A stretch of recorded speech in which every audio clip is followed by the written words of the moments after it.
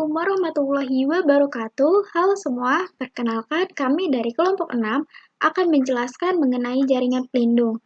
Sebelumnya, izinkan kami memperkenalkan diri terlebih dahulu. Kelompok 6 yang beranggotakan saya sendiri, Sinta Novita Suci, dan ada teman saya, Farel Akbar Ramdhani, dan juga Afifa Intanisha.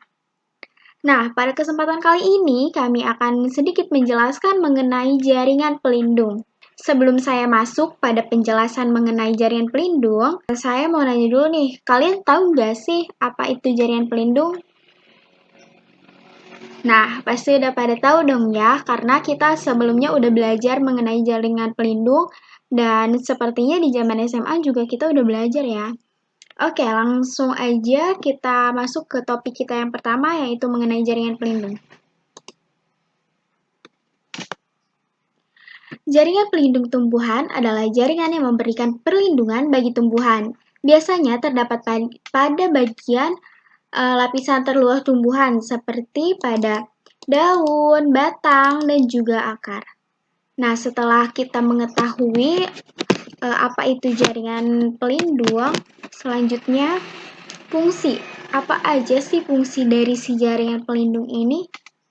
Langsung aja simak ya.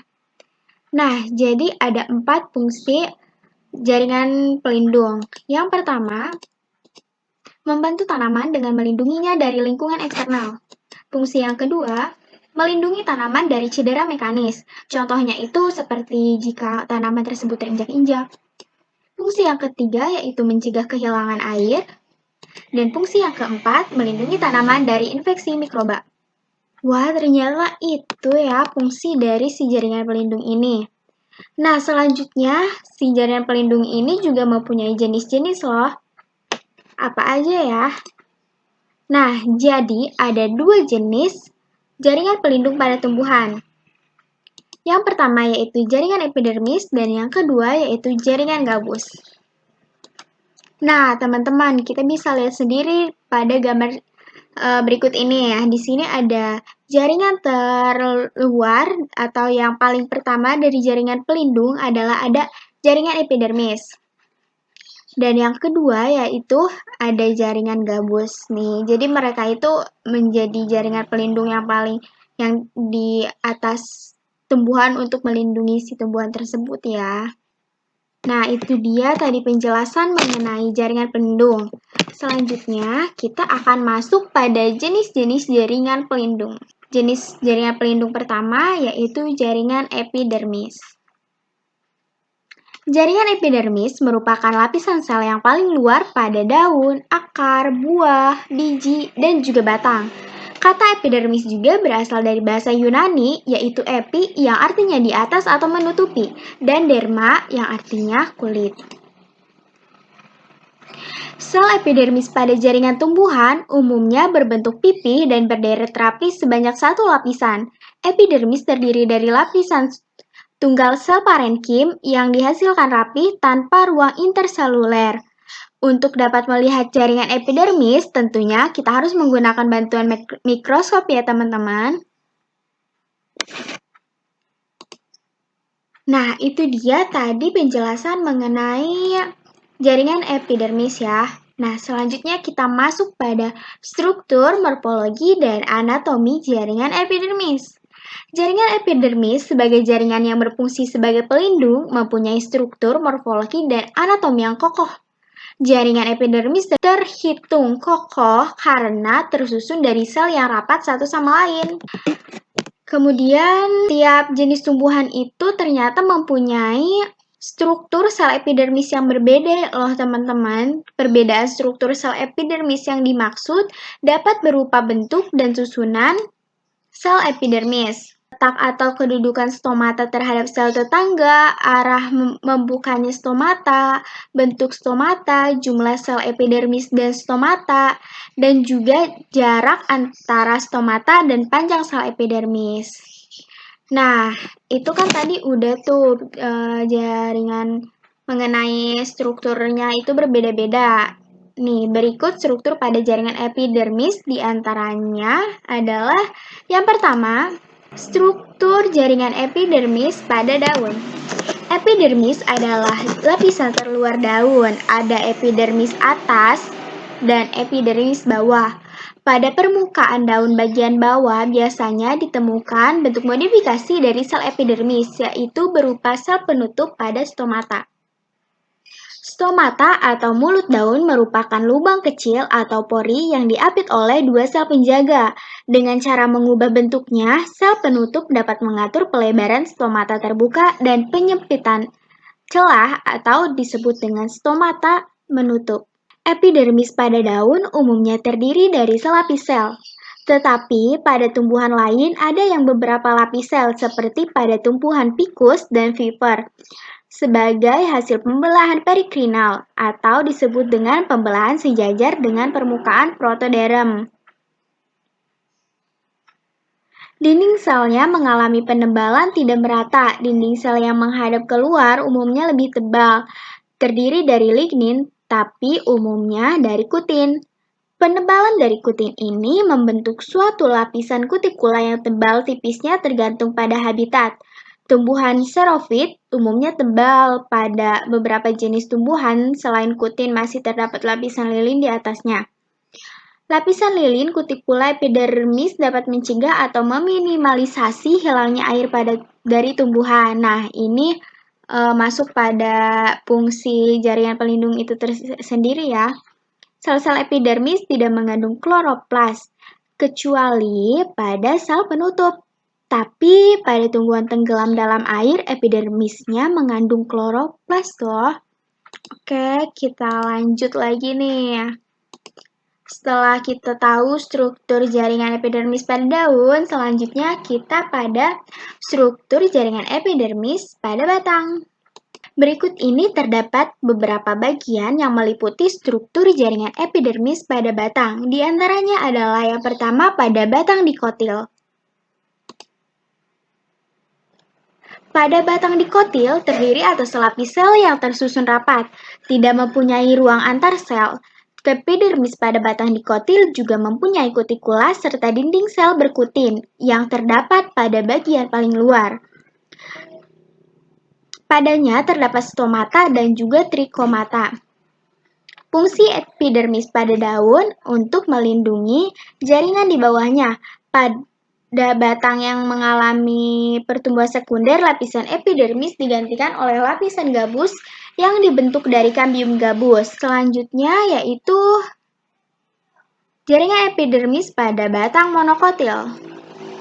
Pada batang monokotil, epidermis terdiri dari satu lapis sel. Batas antara korteks dan stele umumnya tidak jelas.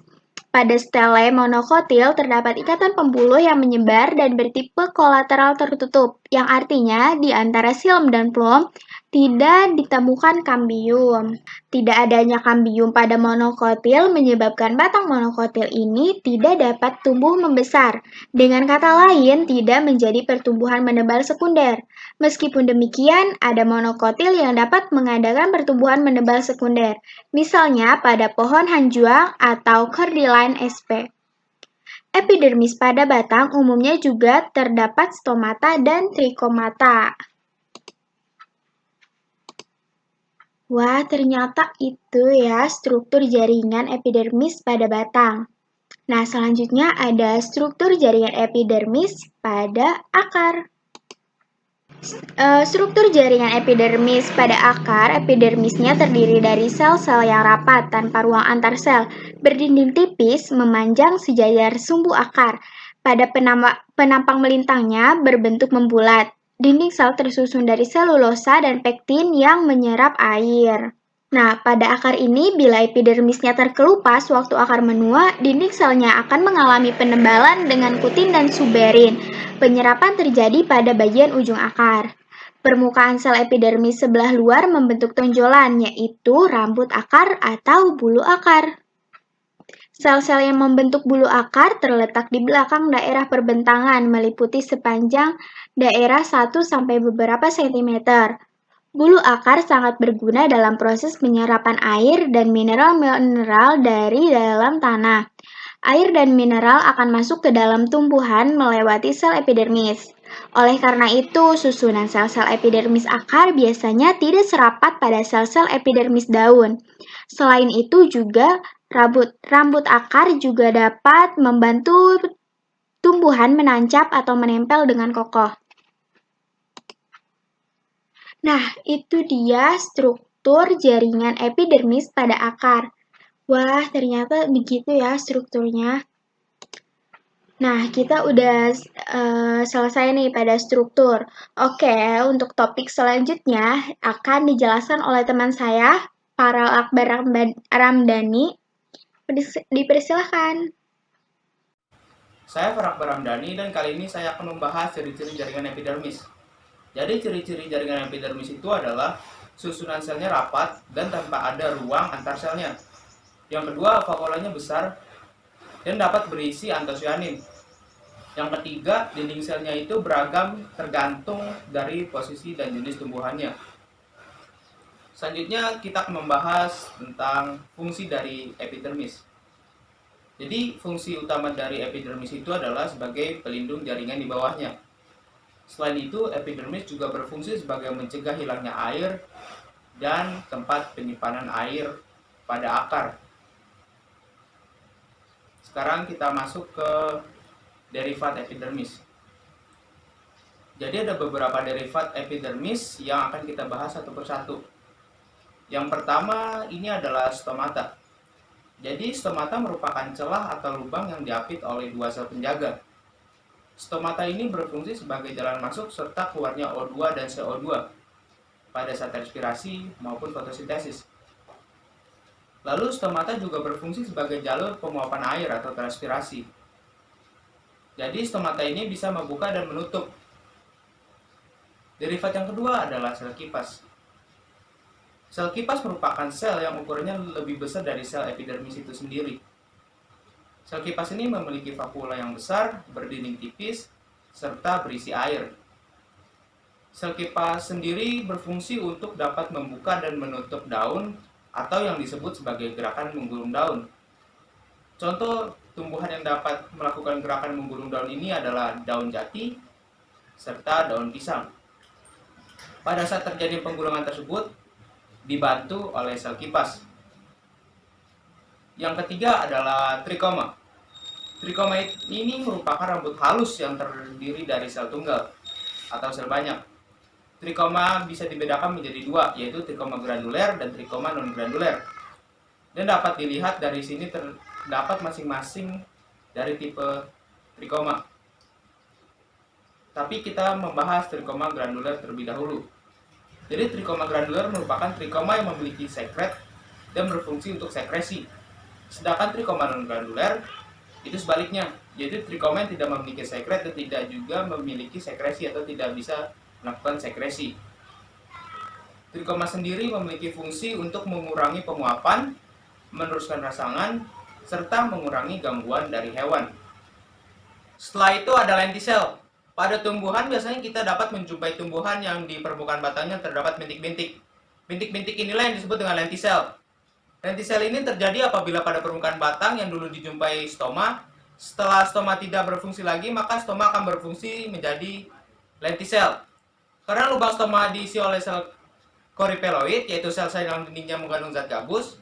Sel gabus tersebutlah yang berasal dari kambing gabus yang berbentuk velum kala luar, tetapi membentuk koripeloid karena semakin banyak sehingga dari luar terlihat seperti bintik-bintik. Lalu ada spina. Spina ini merupakan duri atau tonjolan pada permukaan epidermis yang terbentuk dari bawah jaringan stele di bawah korteks. Spina ini biasanya dimiliki oleh tumbuhan bougainville dan mawar. Yang selanjutnya ada filamen. Filamen ini tersusun oleh sel-sel mati yang terbentuk pada bagian dalam epidermis akar tunggang atau akar nafas pada tumbuhan epifit. Tumbuhan epifit sendiri merupakan tumbuhan yang menumpang pada tumbuhan lain dalam hidupnya. Fungsinya itu untuk penimbun air serta pengikat oksigen. Lalu ada sel kersik atau silika. Silika ini merupakan bagian sel epidermis yang berbentuk bulat, elips, dan pelana yang berisi kristal persik. Hal inilah yang membuat permukaan batang menjadi keras. Jadi fungsi dari silika ini sebenarnya untuk mengeraskan batang dari tumbuhan itu sendiri. Seperti terdapat pada gambar. Gambar ini merupakan tanaman tebu. Tanaman tebu ini batangnya berisi zat kersik, sehingga ketika kita ingin mengkonsumsi bagian dalamnya, kita harus susah payah untuk mengupasnya menggunakan pisau. Hal inilah yang menunjukkan bahwa batang tebu ini memiliki zat kersik atau silika. Yang terakhir adalah litokis. Litokis ini merupakan sel epidermis yang dindingnya mengalami penebalan dan mengandung sistosit. Bentuknya ini menyerupai sarang lebah yang tersusun atas selulosa dan endapan kalsium karbonat. Dan ukurannya lebih besar daripada ukuran epidermis di sekitarnya. Selanjutnya, saya akan melanjutkan penjelasan yaitu pada bagian jaringan gabus. Nah, jaringan gabus itu sendiri adalah jaringan yang terdapat pada bagian tepi daripada tumbuhan dan tersusun oleh sel-sel parenkim gabus. Nah, jaringan gabus ini nantinya akan menggantikan sel epidermis yang telah rusak dan berfungsi sebagai pelindung bagi jaringan yang berada di bagian dalam. Nah, selanjutnya kita akan masuk ke bagian ciri-ciri daripada jaringan gabus.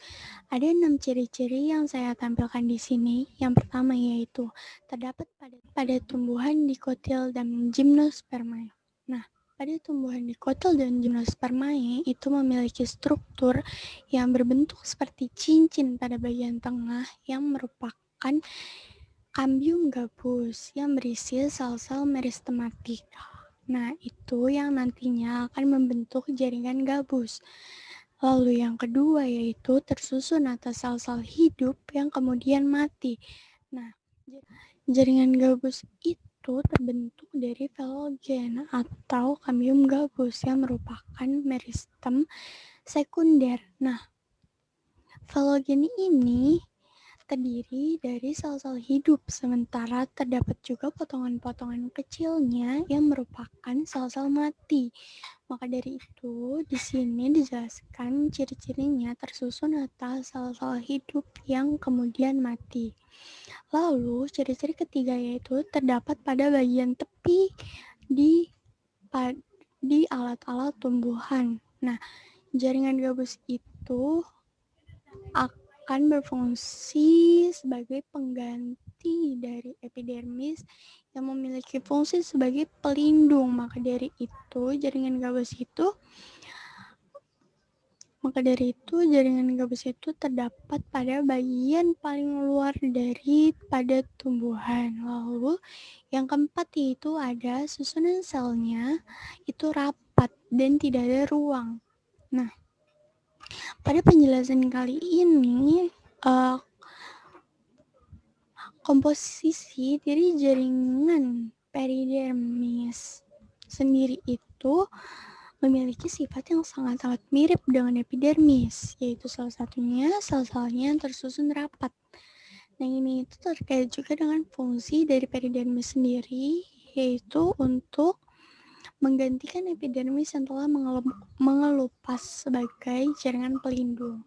Nah, selanjutnya ada sel-sel gabus yang mengandung suberin dan kutin.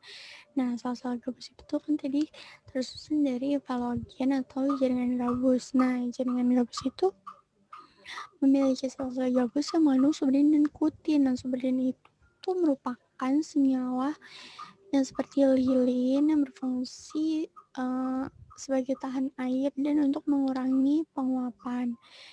Nah, yang ciri-ciri yang terakhir tertulis di sini yaitu mempunyai sifat yang lebih kuat daripada epidermis. Nah, sifat yang lebih kuat daripada epidermis itu karena jaringan gabus ini akan menggantikan epidermis nantinya. Maka dari itu ia harus lebih tahan daripada jaringan sebelumnya yaitu epidermis. Nah, selanjutnya kita akan masuk ke bagian fungsi dari jaringan gabus. Di sini ada 4. Yang pertama itu melindungi jaringan lain yang berada di bawahnya agar tidak kehilangan air. Hal ini terkait dengan fungsi suberin yang sudah dijelaskan pada bagian ciri-ciri tadi. Lalu yang kedua ada menggantikan epidermis sebagai pelindung. Hal ini juga sudah dijelaskan kan pada bagian ciri-ciri tadi. Lalu ada melindungi dari kerusakan dan infeksi patogen. Nah, hal ini tuh terkait juga dengan senyawa suberin yang memiliki sifat tahan air dan tahan dari segala macam zat dari luar. Nah, lalu yang terakhir ada mencegah penguapan. Ini juga terkait dengan fungsi suberin yang tadi. Selanjutnya akan beralih ke struktur. Nah, struktur dari jaringan gabus itu ada 3, yaitu ada eksodermis, endodermis, dan peridermis. Selanjutnya merupakan penjelasan lebih rinci mengenai struktur-struktur tersebut.